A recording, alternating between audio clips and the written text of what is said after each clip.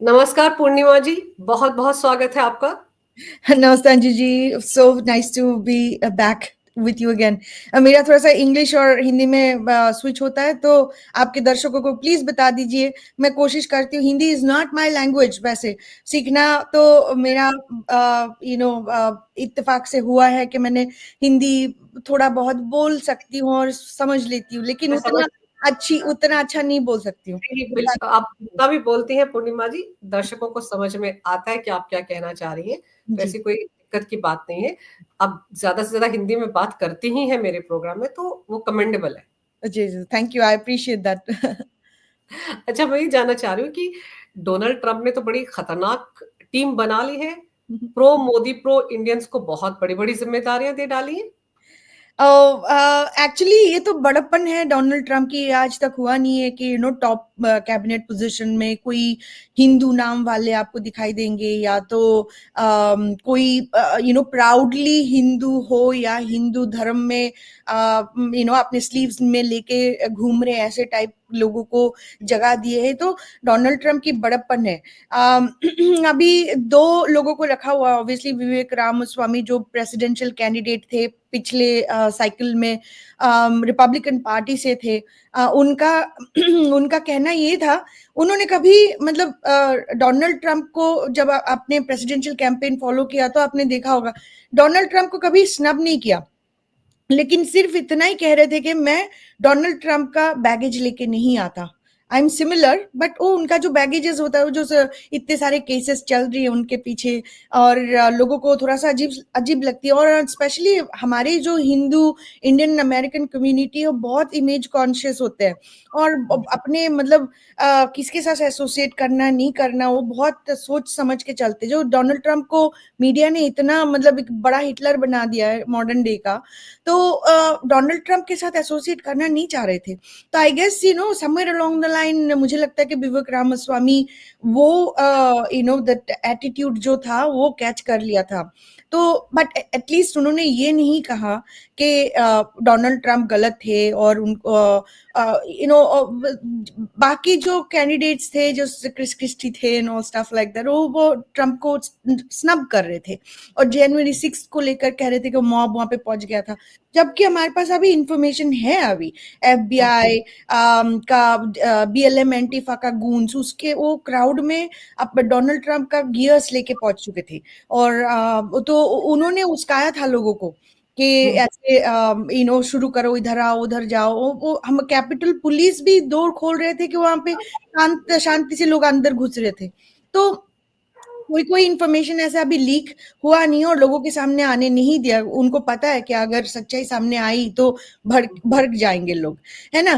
तो एनीवे, तो विवेक रामास्वामी का जो एजेंडा था, इट वाज वेरी क्लियर।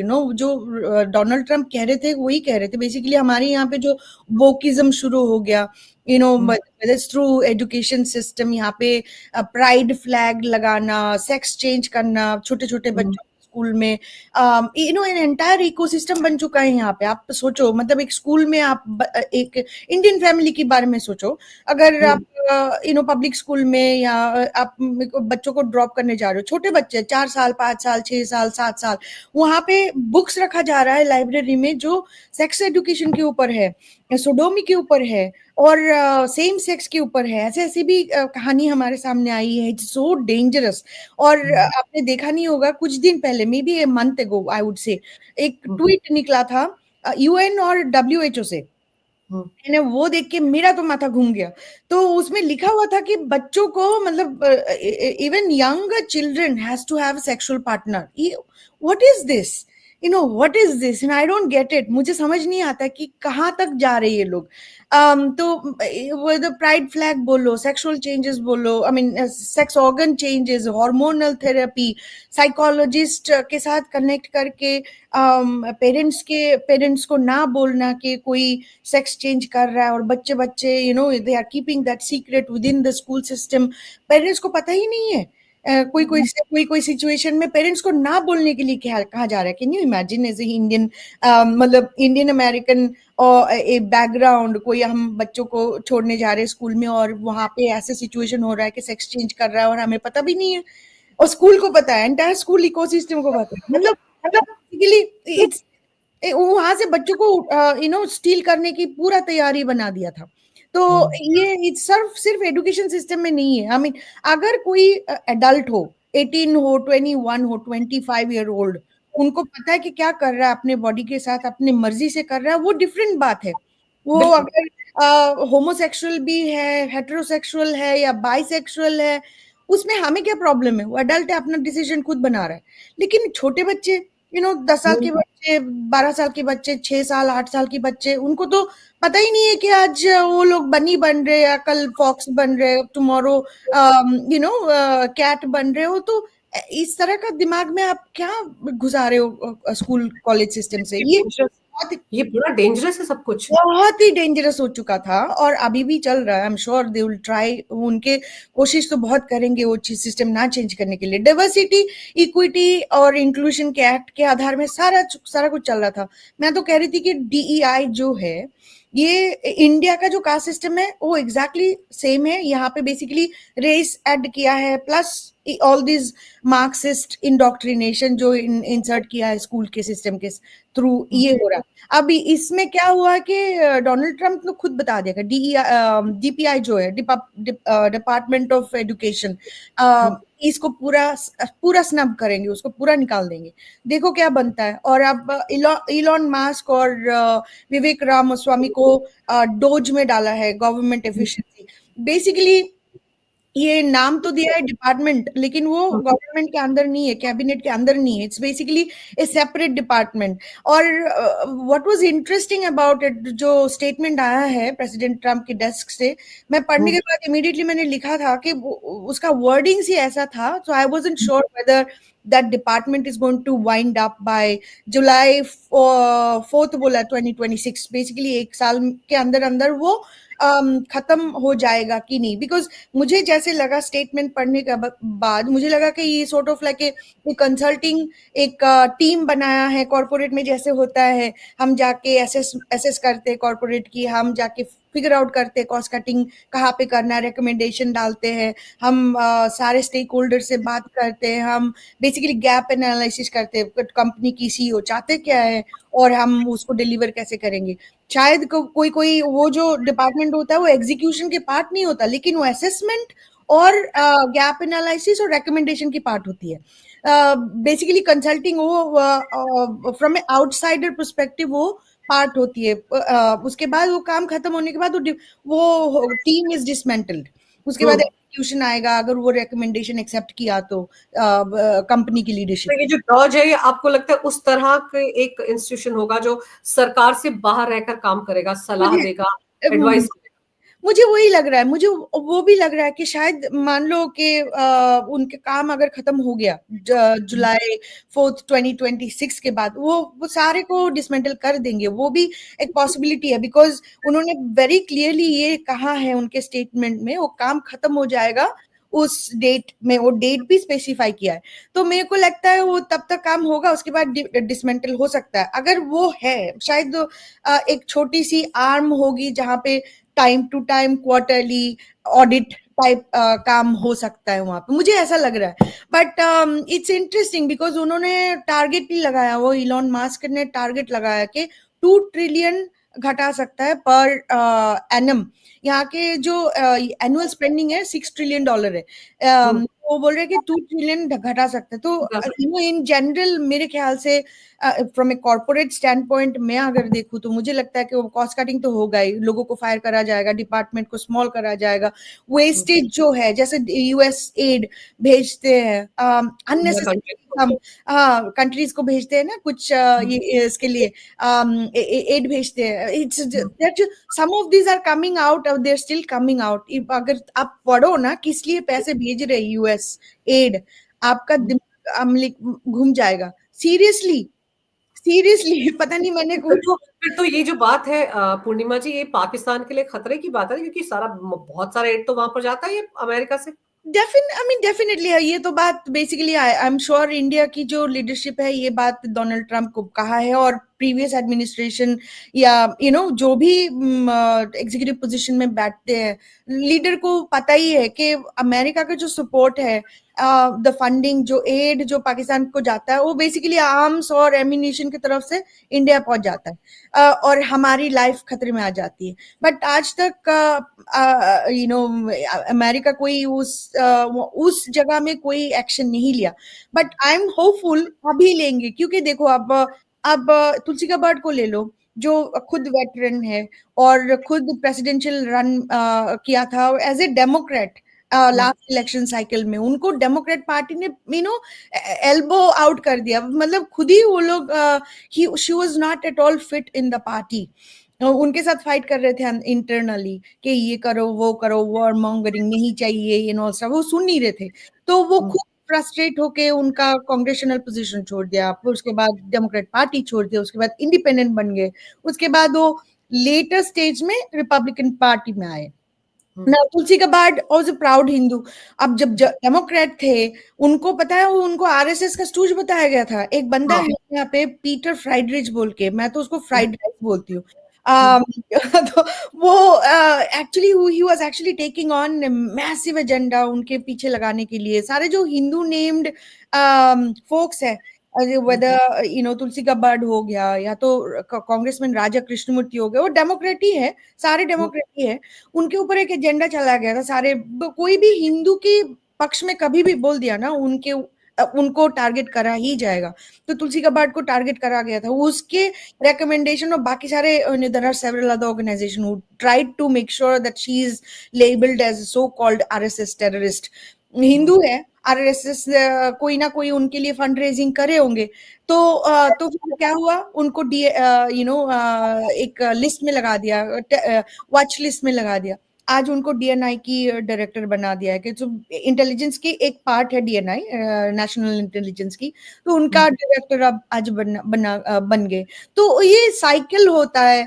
अब मेरे ख्याल से एक person, any person has to stand strong on their belief. कभी अच्छा होगा, कभी बुरा होगा, इसका मतलब नहीं है कि वो चेंज करे और अपने धुन चेंज करे इसके लिए, वोट के लिए। Tulsi Gabbard was strong in terms of value system. तभी मैं बोलती थी वो गलत पार्टी में है। जैसे आपको मैं बताऊं, ये इट्स फनी एक्चुअली, तहसीन पूनावाला को मैं अक्सर मैं बोलती हूँ, तुम गलत पार्टी में हो, तुम्हारे सोच सही है, तुम चेंज कर लो, भाई को ज्वाइन कर लो, बोलती रहती हूँ। But anyway, so that's the point. I mean some people have good ideas, good ideologies, लेकिन गलत गलत संगत में पड़ जाते हैं। तो तुलसी गबार्ड को भी मैं कहती कि आप गलत पार्टी में हो, सही पार्टी में आ जाओ। So that's what happened with her. पर पूर्णिमा जी, ये जो भी बदलाव, या हम कह सकते हैं कि जो डोनाल्ड ट्रंप की टीम में हिंदू आ रहे हैं, अगर हम विवेक की बात करें, रामास्वामी की, तो वो भी कहते हैं I am a proud Hindu, Tulsi भी ऐसा कहती हैं। तो इनके आने से बांग्लादेश के मामले को लेकर, जिसको लेकर बड़ा स्ट्रॉन्ग स्टैंड डोनाल्ड ट्रंप ने लिया है, पाकिस्तान के लिए, बांग्लादेश के लिए, या जहां जहां हिंदुओं के खिलाफ, अब आप कनाडा में देख लो, हिंदुओं के मंदिरों पर हमला हो रहा है, किस किस तरह की वहां पर राजनीति हो रही है, तो इन सब के लिए एक बड़ा स्ट्रॉन्ग मैसेज तो चला गया ना इनकी इस अपॉइंटमेंट के साथ। आज फॉर श्योर, बिकॉज जो विवेक रामास्वामी है, उन्होंने जब ड्रॉप किया था प्रेसिडेंशियल इलेक्शन और उनका कैंपेन से, तब वो थोड़ी देर में वो ट्रम्प कैंपेन के साथ ही आ गए थे। तो he was part of the campaign basically. वो हर जगह जाते थे, और कभी मैंने खुद सुना है, हमारे यहाँ पे जब रैली हुआ था, उन्होंने विवेक को प्रेज किया था। उन्होंने बताया था काशो को, आप what do you think Vivek should be part of my cabinet or not? तो इस टाइप का क्वेश्चन उन्होंने वो बहुत पहले से ही कर रहे थे। तो हमें पता था कुछ ना कुछ तो पोजीशन, टॉप पोजीशन मिलेगा, बट वी ऑब्वियसली पता नहीं था कि कौन सा पोजीशन मिलेगा। मेरे ख्याल से एनआईएच जो डिपार्टमेंट है, जो फौजी का था, उसमें सही रहता, बिकॉज मैं ये कह रही थी कि वो फार्मा इंडस्ट्री से आए विवेक, और उनको आइडिया पता है कि वो वहाँ के पॉलिटिक्स कैसे चलता है। और जो एनआईएच ने जो गेम खेला है फौजी के साथ वैक्सीन की, और फाइजर के साथ वो वैक्सीन पुश कराने के लिए, उसके बारे में he must have known a lot more information than जितना हमें शेयर किया गया है।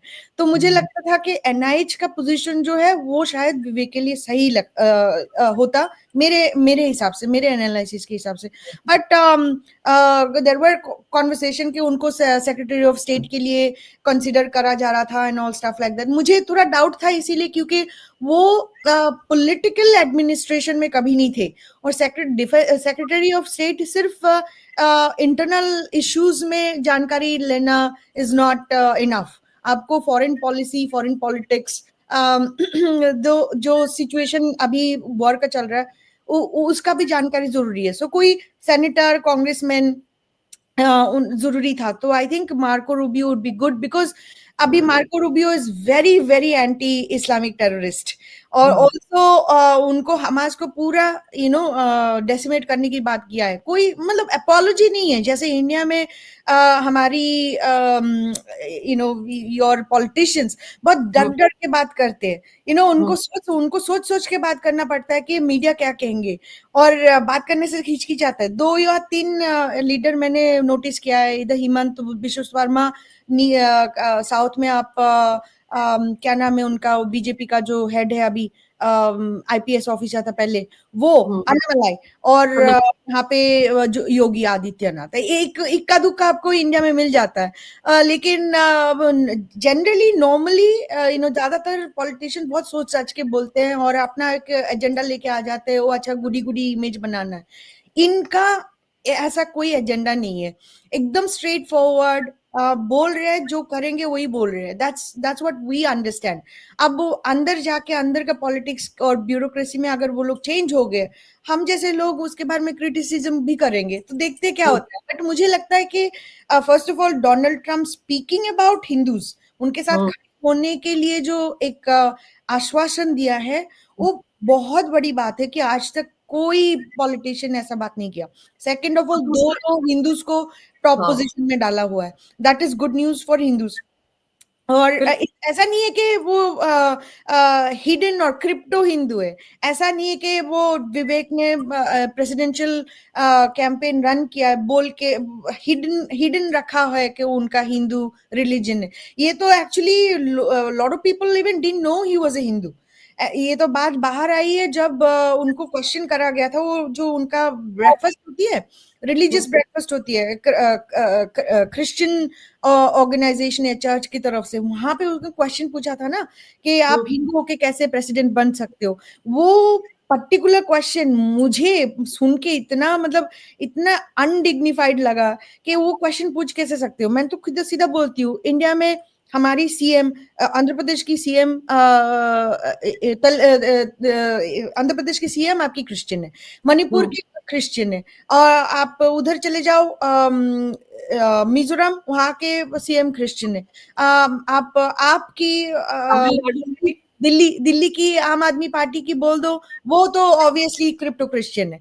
और आप वहां पे बंगाल में चले जाओ, ममता दीदी, वो तो सबको उनको बेगम बोलते हैं। तो मैं सोच रही थी कि हम इंडिया से आके कभी किसी को कोई पॉलिटिकल लीडर को कभी क्वेश्चन नहीं किया कि आप क्रिश्चियन हो, मुस्लिम हो, जू हो, एक्सेट्रा, आप हिंदू कंट्री कैसे चला सकते हो, या हिंदू लोकेलिटी कैसे चला सकते हो, मेजोरिटी स्टेट हो या कंट्री, कभी भी क्वेश्चन हुआ नहीं। लेकिन यहाँ पे होता है, यहाँ पे ये क्वेश्चन विवेक को करा गया था। या देयर इज जवाब था विवेक का? विवेक ने घूम चढ़ के वो सिमिलरिटीज ढूंढ रहा था एक्चुअली, कि क्रिश्चियनिटी और हिंदुइज्म में बहुत सिमिलर है, हमारा belief is not so different. वो थियोलॉजिकली वो समझाने की कोशिश कर रहा था कि बहुत सारे सिमिलरिटीज है। मेरा तो सीधी सीधी बात है, सिमिलरिटीज है या सिमिलरिटीज ना है, उसमें आपको क्या फर्क पड़ता है? मैं अगर एक स्टोन को पूजा करूं, यहाँ के चांद को पूजा करूं, आपको क्या फर्क पड़ता है? मैं किसी को भी पूजा करूं और ना भी करूं, आपको क्या फर्क पड़ता है? मैं बीफ खाऊं ना खाऊं, चिकन खाऊं ना खाऊं, आपको क्या फर्क पड़ता है? क्यों आप रिलीजन के बारे में मुझे पूछ रहे हो? और मैं डिफरेंट रिलीजन की हूं या ना हूं, उसमें मेरा जो पॉलिसी है उसमें क्या क्या फर्क पड़ता है? आप आइदर मैं अमेरिकन हूं आज या अमेरिकन नहीं हूं, मुझे बता दो, सीधा सीधा बता दो। मैं अगर इंडियन अमेरिकन हूं और हम्म। इंडिया से इमिग्रेंट, इंडिया की इमिग्रेंट होके यहाँ पे आके मेरा नेचुरलाइज सिटीजन होके मैं अमेरिकन बन चुकी हूँ। इस कंट्री के लिए मेरा, अब मेरा पासपोर्ट तो इंडियन नहीं है, मेरा तो पासपोर्ट अमेरिकन है। तो अगर उस बैकग्राउंड से आके मैं, अगर I am not considered as a right American, अगर अब पहले से बता दो कि जो लोग बाद में आएंगे, मेरे बाद में आएंगे, 20 साल के बाद में आएंगे, कोई ब्राउन हिंदू यहाँ पे आके सेटल होना चाहेंगे, उनको अमेरिकन कंसिडर नहीं करा जाएगा। और अब हम्म। बोलोगे कि हमारा जो रिलीजन है वो डिफरेंट रिलीजन है। मैं तो नहीं कह रही हूँ हम डिफरेंट नहीं है, इसका मतलब नहीं है कि हम लोग अमेरिकन नहीं है, इसका मतलब नहीं है कि हम लोग कंट्रीब्यूट नहीं कर सकते। तो ये जो मैंने देखा है ना, इट वाज आई ओपनिंग, क्योंकि आज तक कोई ऐसा Hindu, proud Hindu presidential campaign के लिए रन नहीं किया। इवन जब तुलसी गबार्ड ने रन किया था, there was no communication about her religion, क्योंकि she was part of Democrat party. ऐसा कोई कम्युनिकेशन मैंने नहीं देखा था कि स्पेसिफिकली उसको क्वेश्चन करा जाए वो हिंदू है कि नहीं, हरे कृष्णा फॉलो करती है, वो इस्कॉन का सपोर्टर है। तो जो भी है, हमें क्या फर्क पड़ता है, वो जो कह रही है, जो उनका जो पॉलिसीज है, वो हमारी कंट्री के लिए, सबके लिए सही है या नहीं, दैट मैटर्स। लेकिन वो जो इंटरव्यू था विवेक के लिए, it was actually hurting me. मैं देख के मुझे लग रहा था, कोई अगर मुझे ये क्वेश्चन पूछेगा, मैं पता नहीं कैसे आंसर करूंगी। मुझे तो पहले गुस्सा आएगा, लाइक अब क्वेश्चन क्यों पूछा, ऐसे क्वेश्चन आप कैसे पूछ सकते हो, इट्स इनडिग्निफाइंग, अनडिग्निफाइंग फॉर मी। एंड बिल्कुल। एक इंटरेस्टिंग चीज आपको बताऊंगी, एन कोल्टर बोल के एक है, उनको मैसिव फॉलोइंग है। हम्म। उन्होंने स्पेसिफिकली विवेक को ये बताया कि मैं आपके लिए, आई एग्री विथ यू, लेकिन आपके लिए वोट नहीं कर सकती क्योंकि आप इंडियन हो। लाइक आई एम, ये मतलब इतना रेसिस्ट लगा ये, मतलब मुझे कुछ समझ में नहीं आया। अगर हम जैसे लोग पर यहाँ पर पूर्णिमा वेलकम जी, नहीं है। जिसने भी कहा था विवेक को लेकर, अब सोचिए आज उनको वो कहाँ खड़े हैं और विवेक कहाँ पहुंच गए। फिर भी आपको समझने की मैं ये कोशिश कर रही हूँ, तो वो ठीक है, विवेक को एक कैबिनेट पोजीशन मिला, which is good, he is already A billionaire. जब वो कैंपेन में आए थे, उनका नेटवर्थ 500-600 मिलियन था, वो कैंपेन में आने के बाद उनका नेटवर्थ बढ़ा है अभी 1 billion. That's what I see. But regardless of it, he was already a well settled guy. He was doing well. He was an executive of a company, did well for himself and all stuff. But मैं क्या बोल रही हूँ कि अब समझने की बात है, अभी 2024 में जो कंट्री, अमेरिका, सब कंट्री को ह्यूमन राइट्स के हिसाब में एक डिक्टेटरशिप बन के बैठा हुआ, I am the saviour, I am the saviour of all the countries, every people on the earth. मैं आप इंडिया हो, पाकिस्तान हो, ईरान हो, इराक हो, सबको मैं डिक्टेट करूंगा कैसे चलना है, कैसे नहीं चलना है। उस कंट्री में अगर कोई भी डिफरेंट टाइप का लोग बैठ के ऐसे प्रेसिडेंशियल कैंपेन रन कर रहे हैं, उनको ऐसे सुनना पड़ रहा है। मुझे खुद, मैं तो छोटे से पोजीशन में रन कर रही थी, कांग्रेशनल पोजीशन यहाँ से, और स्टेट लेवल पोजीशन यहाँ पे, रिप्रेजेंटेटिव पोजीशन वहां पे, मुझे ये सब सुनना पड़ा।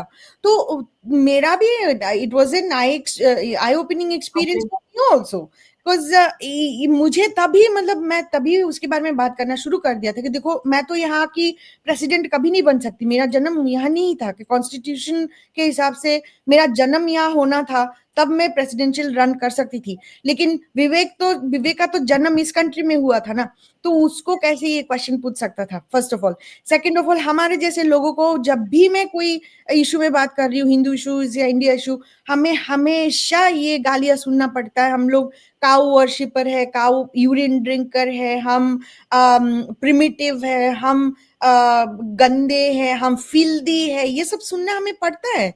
हमारा 33 million gods and all stuff like that, we, हमें हमेशा ये सब सुनना पड़ता है।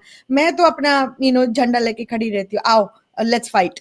But point I am trying to say is that हम तो चलो 20 साल पहले यहाँ पे आए, वी आर नॉट इमिग्रेंट हूँ, इसीलिए we are not so called American.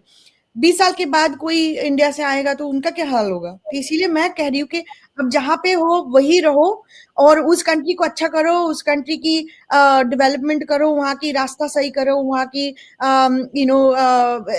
Sweet system सही करो, वहाँ की क्लेanलीनेस पे ध्यान दो, वहाँ की इंडस्ट्री डेवलप करो, वहां पे अब that's the only country we have massive youth, job की कमी आने वाली है। I saw recent report India की कि पर पूर्णिमा जॉब का प्रॉब्लम होगा, तो फिर जॉब वहीं पे क्रिएट करो, लोगों को यहाँ से आने दो, उल्टा शिफ्ट करो। I think that's the only possibility in India at this point of time. पर पूर्णिमा जी मुझे ये समझाइए कि जैसे इमिग्रेंट्स को लेकर बड़ा स्ट्रॉन्ग मतलब स्टैंड है डोनाल्ड ट्रंप का, एक तरह से उनको वापस उनके कंट्रीज में डिपोर्ट करने की बात है। शायद विवेक रामास्वामी भी ऐसा ही सोचते हैं। आपको लगता है कि ये सब कुछ करना आसान होगा डोनाल्ड ट्रंप के लिए? नहीं, बिल्कुल आसान नहीं होगा। जैसे कल की न्यूज़ आपने देखा होगा, इटली की हम्म, जॉर्जिया मेलोनी, उन्होंने हाँ, डिपोर्ट करने की कोशिश किया था इल्लीगल्स। डिपोर्ट हम्म, उन्हीं को कराया जाएगा जो इलीगल। इल्लीगली से इन कंट्री में आया है। जैसे वहाँ पे काफ़ी सारे लोग इजिप्ट से या बांग्लादेश से आ चुके हैं, सारे मुस्लिम पॉपुलेशन इल्लीगली आ चुके हैं। अब उनके जो लेफ्टिस्ट कोर्ट है, जजेस रूल किया है कि किसी को नहीं कर सकते, कि दो दो इंफॉर्मेशन, दो रीजन साइड किया है। एक first reason human rights issue side किया है। जो कंट्री से वो लोग इटली आए हैं वो कंट्रीज पुअर है, तो वहां पे भेजना उनके लिए ह्यूमन राइट्स का इशू हो जाएगा, दैट इज देयर क्लेम। तो आपको लगता है कि ये यूरोप में जो चल रहा है यहाँ पे लागू नहीं होगा? डेफिनेटली होगा। डोनाल्ड ट्रंप की जो एजेंडा है उसको इम्प्लीमेंट करना भी बहुत मुश्किल होगी। आपको लगता है डेमोक्रेट पार्टी ने पिछले 4 साल, 8 साल, 9 साल इतना एनर्जी लगाया डोनाल्ड ट्रंप को हटाने के लिए, चुपचाप बट एक्सेप्ट करने के लिए सारे? मुझे इतना इजी नहीं लग रहा है। मुझे लग रहा है कि वो लोग अपना एजेंडा बना रहा है, अपना प्लान्स बना रहा है, सारे कुछ चेंज होने वाला है। बट स्पेशली कल की मैं बता रही हूँ, यहाँ की जो सेनेट मेजोरिटी लीडर जो चूज करा गया था, वो ओपन बैलेट में चूज नहीं करा गया था, वो सीक्रेट बैलेट रखा हुआ है। और हाँ, आप अगर थुन की नोट देखो, जो उनको सिलेक्ट करा गया as a senate majority leader, पहला चॉइस जो था डोनाल्ड ट्रंप का वो था रिक स्कॉट। बट ठीक है, he doesn't want to influence how senate chooses their majority leader. I think that's a good decision. लेकिन ये सीक्रेट बैलेट क्यों रखा गया था? ओपन बैलेट क्यों नहीं रखा गया था? तो इसका मतलब क्या है? तो उन्होंने बेसिकली द अदर आइडियोलॉजी जो था उनको सिलेक्ट किया है। So there will be some issues मेरे ख्याल से। बट गुड न्यूज है कि जो वाइस प्रेसिडेंट है, जो जेडी वैंस है, उनका जो रोल है, यहाँ पे टाई हो गया था कोई वोट में, वो वैंस कैन ब्रेक दैट। तो देखो क्या बनता है। But there is lot of things going on. ऐसे नहीं है कि रिपब्लिकन पार्टी में सब ट्रम्प को पसंद करते हैं। तो there are issues, but idea is Republican party में भी वॉर मॉन्गर है। कई सारे सेनेटर्स मैंने बात किया है जो यूक्रेन को सपोर्ट किया है, जो यूक्रेन को पैसा भेजना सपोर्ट कर रहा है, अभी भी कर रहा है। वो जो बाइडेन व्हाइट हाउस से निकलने से पहले जो भी काम करना है कर लेंगे, और ये भी मेक श्योर करेंगे कि वो ट्रम्प आने के बाद उनका जो पॉलिसी लागू किया है वो रिवर्ट ना करे। या तो वो चल रहा है अभी, नेक्स्ट फ्यू वीक्स वो ही चलेगा, उनके तरफ से वो चलेगा। क्योंकि वो ट्रम्प आएंगे, डिपार्टमेंट को निकाल देंगे। आप डिपार्टमेंट ऑफ एजुकेशन ही बोलो, मान लो तो उन्होंने कैंपेन में ही स्पेसिफिकली कहा कि डिपार्टमेंट ऑफ एजुकेशन को निकालेंगे, तो काफी सारे जॉब्स जाने वाले, काफी सारे पॉलिसीज को रिमूव करने वाले। तो विल सी। बट मेरे ख्याल से प्रेसिडेंशियल अथॉरिटीज के अंदर जो भी आता है ट्रम्प आने से पहले, वो मेक श्योर करके जाएंगे कि ट्रम्प आने के बाद उसको रिवर्ट ना करे, उसको चेंजेस ना करे, उसको निकाल। पूर्णिमा जी एक चीज ये हमेशा कही जाती है कि अमेरिका में डेमोक्रेट्स आए या रिपब्लिकन आए, कोई भी प्रेसिडेंट बने, लेकिन जो उनकी फॉरेन पॉलिसी होती है वो बदलती नहीं है, वो उसी पे ही चलते हैं, उसको कैरी ऑन करते हैं। तो यहाँ पर भी आपको लगता है कि यूक्रेन को लेकर यही स्टैंड रहेगा डोनाल्ड ट्रंप का, या जैसे आप कह रहे हैं रिवर्ट ना करें, बाइडेन ये कोशिश कर रहे हैं, तो ऐसा क्या हो सकता है कि यूक्रेन और रशिया के बीच जो वॉर चल रहा है वो चलता रहे? क्योंकि डोनाल्ड ट्रंप तो कह चुके हैं मैं होता तो ये होता ही नहीं। पहले तो ये सही बात है, होता तो होता ही नहीं है कि वो जगह नहीं लेते। बिकॉज आप कोई भी, अब रशिया की जो हिस्ट्री ले लो, वो कोई मतलब रिपब्लिकन आने के बाद नहीं हुआ, सब डेमोक्रेट जब आए थे तभी हुआ था। बट यहाँ पे एक इंटरेस्टिंग चीज ये है कि डोनाल्ड ट्रंप ने अपने कैंपेन में खुद कहा है कि he is not a Ukraine fan, right? अभी यूक्रेन को आप यूनाइटेड स्टेट्स $200+ बिलियन भेजा, 200+। बिलियन डॉलर भेजा, अभी भी वो पैसा मांग रहा है, अभी भी वो वेपन मांग रहा है, अभी भी वो असिस्टेंस मांग रहे हैं। तो लोग जो नॉर्मल लोग जो यहाँ पे, उनको लग रहा है कि अच्छा तुमने यहाँ से पहले तो नया वॉर शुरू हुआ, सेकेंड ऑफ ऑल हम लोग 200 बिलियन उनको भेज दिया, वहां से अगर हम लोग 5 बिलियन भी ब्रेक करके डिफरेंट डिफरेंट सिटीज में हम लोग इन्वेस्ट करते, यहाँ के लोगों की अच्छा होता है। एटलीस्ट आप पैसा तो नहीं भेजते, वहां पे यूक्रेन के कितने लोगों को मार दिया, you know, so much of devastation that has happened. तो ये जो नॉर्मल सी बात होती है, जो मेरे ख्याल से ये चेंजेस होने वाला है, क्योंकि सेक्रेटरी ऑफ स्टेट जिनको चुना है, मेरे ख्याल से he is not a Ukraine fan, Marco Rubio is not actually Ukraine fan. और जिनको एनएसए रखा हुआ है, नेशनल सिक्योरिटी एडवाइजर, जो माइक वॉल्स है, he was the head of India caucus. मैंने जब उनसे मिला था कुछ दिन पहले यहाँ पे, मैंने इंट्रोड्यूस करवाया था कि मैं इंडिया से हूँ, मैं यहाँ पे हूँ, एक्सेट्रा एक्सेट्रा। और फर्स्ट थिंग उनके मुंह से एक निकला, I love Modi, I love India.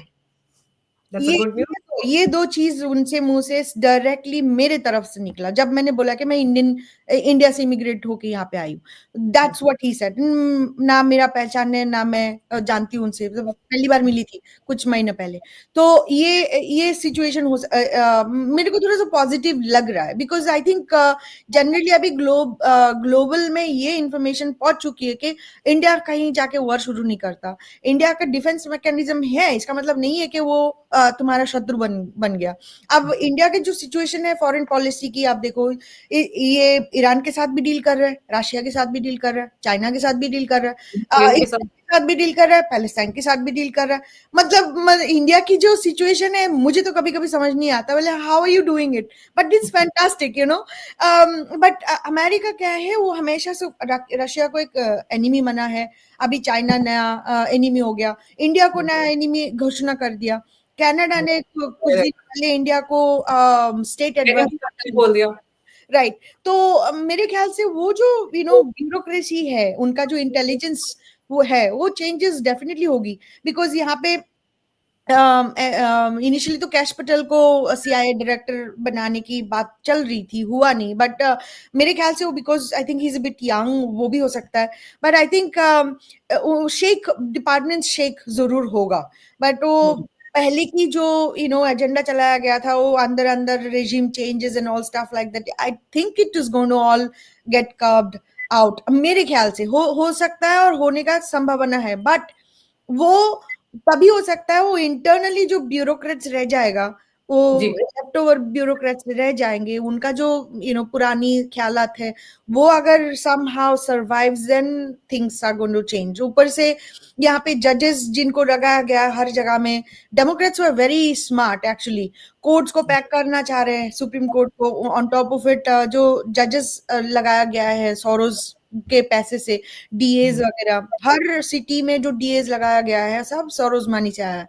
तो ये क्रिमिनल्स को प्रोसिक्यूट ही नहीं करते थे, छोड़ देते थे। यहाँ पे मेरे घर के सामने, मैं मिलवाकी में रहती हूँ, वाकेशा इज अबाउट 20-25 मिनट्स। वहां पे 2 साल पहले क्रिसमस के समय एक बंदा गाड़ी चला के 6 लोगों को मार दिया था, just before the Christmas. वो बंदा was actually released by Milwaukee DA. वो $1,000 बेल में उसको छोड़ दिया था। वो उसका क्रिमिनल रिकॉर्ड है, उसने क्राइम किया है पहले, उसने डराया धमकाया लोगों से। वो गाड़ी भी, मतलब जो यूज करा गया था, मीडिया है, मीडिया वो आदमी को ब्लेम नहीं कर रहा था, वो कह रहा था वो कार क्रैश था। आई एम लाइक, वो कार ऐसे ही चला गया था। पूर्णिमा जी, जो आप मुझे बता रही है ना, उससे मुझे एक ही डायलॉग याद आ रहा है कि वो जो कहा जाता है ना, भारत में भी जो वो लेफ्ट लिबरल इकोसिस्टम, वो यही कहता है सरकार उनकी तो क्या हुआ, सिस्टम तो हमारा है। तो ये पूरा वहां पर भी ऐसा ही है। एब्सोल्युटली 100%। जब देखो, मैं जब मेरा जो एंट्री पॉलिटिक्स में हुआ था, वो डोनाल्ड ट्रंप के लिए हुआ था। ये सिंपल सी बात था। वो जो मीडिया एक विशेष अटैक कर रहे थे 2015 में, मुझे अजीब सी लगा। मुझे लगा कि ये कैसे हो रहा है, मैंने तो इस कंट्री में कभी ऐसे देखा नहीं है। मैं देखती हूँ, मेरा देखने का ये रिसर्च में बदल गया, रिसर्च में ये मेरा इंटरेस्ट में बदल गया। इंटरेस्ट में मुझे लगा कि यार ये तो जो मैं देख रही थी और जो मैं ऑब्जर्व कर रही थी इंडिया में, ये एग्जैक्ट रेप्लिका यहाँ पे है। तब मैं बोलना शुरू कर दिया कि जो इंडिया में हुआ है सालों भर से यहाँ पे भी होगा, होगा, होगा, और हुआ भी। इसीलिए मेरा एंट्री पॉलिटिक्स में हुआ। मैं कभी पॉलिटिक्स में थी नहीं, ना कभी इंटरेस्ट था, और हमें दूर रखा गया था घर से। बोले तुम पढ़ाई करो, पढ़ाई करके जॉब लो, वही सिर्फ था हमारा आइडियोलॉजी। पॉलिटिक्स कोई ना कोई इंटरेस्ट था ना हमें।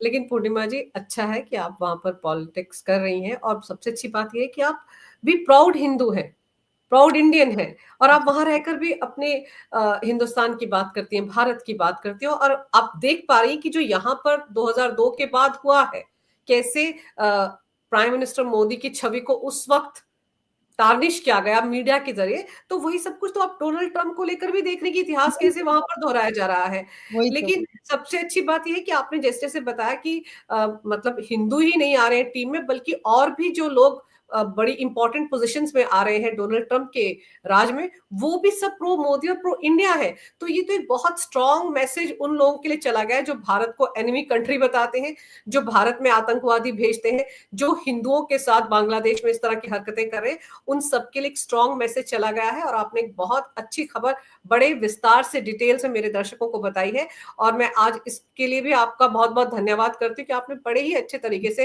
हिंदी में, मैक्सिमम कोशिश बात जो है किया। हिंदी में बात की है। कोशिश किया। नहीं, आपकी कोशिश बहुत कामयाब रही, क्योंकि आपने बड़े अच्छे तरीके से मेरे दर्शकों को ये सारी बातें समझाई हैं। देखिए, एक चीज याद मैं करवा दूं अंजू जी, ये जी। अमेरिका की पॉलिसी अमेरिका फर्स्ट है। इसका मतलब है वो जो भी डील करेंगे डिफरेंट कंट्री के साथ, उसमें विन विन सिचुएशन ढूंढेंगे। ऐसे नहीं है कि वो पहले वाली जो आर्म ट्विस्टिंग का था वो शायद कम होने वाला है अब। तो मेरे ख्याल से इंडिया का फोकस इंडिया रहे, नो प्रॉब्लम, और बिल्कुल अमेरिका का फोकस अमेरिका रहे, नो प्रॉब्लम एट ऑल। लेकिन दोनों जब काम करेंगे from A trade perspective, defence perspective, economy perspective, दोनों का भलाई हो, दैट्स ऑल आई वांट। इसीलिए मैं चाहती हूँ कि यूएस इंडिया रिलेशनशिप अच्छा हो। लेकिन आप ऐसे नहीं कह सकते हो कि Trump will not come and be hard on tariff on India. I am sure he is going to do it. वो पहले बता भी चुका है कि वो तारीफ किंग इंडिया है। तो देखो बात कहाँ चलती है, बट मेरे ख्याल से इंटेंशन अच्छा है, इंटेंशन अच्छा है। और उनका फॉरेन पॉलिसी के हिसाब से, आप चाइना को काउंटर करने के लिए आपको इंडिया की जरूरत है, and they understand it very well. और इंडो पैसिफिक में अटेंशन गया है। अब बांग्लादेश में जो रेजिम चेंज हुआ उसका तो जड़ ही ये था कि वहां पे बेस बनाए, तो हसीना ने बेस बनाने नहीं दिया तो उसका गवर्नमेंट तोड़ दिया। तो ये जो geopolitically you will see certain things, ऐसा नहीं कि सब गुडी गुडी होगा। आप बिल्कुल अपना फोकस करो, और मेरे ख्याल से अमेरिका भी अपना फोकस करना भी जरूरी है। बिल्कुल बिल्कुल। और जहां जहां देखिए, अब भारत भी अब पहले वाला भारत नहीं रहा है। जी। एक कहते ना, टफ तरीके से बात करते हैं भारत भी। अब किसी क्या, भारत से बात करने से पहले 10 बार सोचना पड़ता है बाकी देशों को भी, क्योंकि मोदी रिजीम में भी सबको समझ में आ गया है कि Bharat is a tough master now. तो अब देखते हैं, सब अपने अपने भले की बात करेंगे। अब भारत को आगे लेकर चलते हैं पीएम मोदी, हम भी अमेरिका को वो भी लेकर चलते हैं, तो देखते हैं किस तरह के रिश्ते रहते हैं। लेकिन कम से कम जो मैं कह रही हूँ ना, जो उनकी टीम में आ रहे हैं लोग, अगर उनका प्रो इंडिया स्टैंड है, प्रो मोदी स्टैंड है, तो कम से कम बात करने में एक नया नजरिया तो देखने को मिलेगा ही मिलेगा। और जो मैंने पहले कहा, जैसे कि भारत के विरोध में जो लोग खड़े हैं, हिंदुओं के विरोध में, कम से कम उनके लिए एक बहुत ही स्ट्रांग मैसेज है। जी पूर्णिमा जी। जी, आपने समय निकाला, बहुत विस्तार से तमाम जानकारी मेरे दर्शकों को दी, मेरे लिए आपने इतने शॉर्ट नोटिस पे बातचीत के लिए टाइम निकाला, बहुत बहुत धन्यवाद आपका। नमस्कार। नमस्ते, thank you so much for having me. Thank you.